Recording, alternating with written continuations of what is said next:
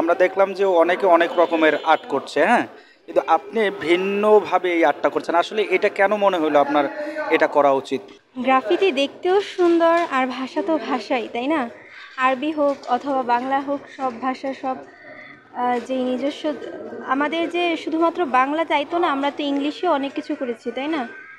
তো আরবিটা দেখতেও সুন্দর, দৃষ্টিনন্দনিক। বাংলাও করেছি, আরবিও করছি, সব কিছুই করছি। এটা দৃষ্টিনন্দনিক, আর আরবি লেখা তো ভুল কিছু না, তাই না? আচ্ছা, আমরা দেখছি যে অনেকে অনেক কিছুই আর্ট করছে, হ্যাঁ, কিন্তু আপনারা এই ভিন্নভাবে আরবি আর্ট করছেন। আসলে এটা কেন মনে হলো যে আরবি আর্ট করতে কেন ইচ্ছা জাগলো?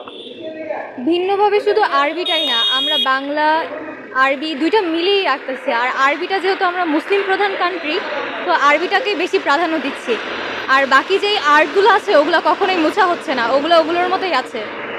আচ্ছা, এই যে বিজয় আপনারা অর্জন করলেন, সেই বিজয় নিয়ে নানা রকমের কিছু লোক আছে যারা নস্যাৎ করার চেষ্টা করছে, নানা রকমের নৈরাজ্য করার চেষ্টা করছে, তাদের উদ্দেশ্যে কি বলতে চান? তাদের উদ্দেশ্যে কি বলবো, তারা তো এখন বর্তমান রাজাকার, আর আমরা তো এখানকার নাগরিক। আমরাই পারি দেশটাকে এগিয়ে নিয়ে যেতে। তারা তো আসবেই আমাদের দেশটাকে ধ্বংস করতে, কিন্তু আমরা তো তাদেরকে প্রতিরোধ করব। এটাই আমাদের দায়িত্ব এখন।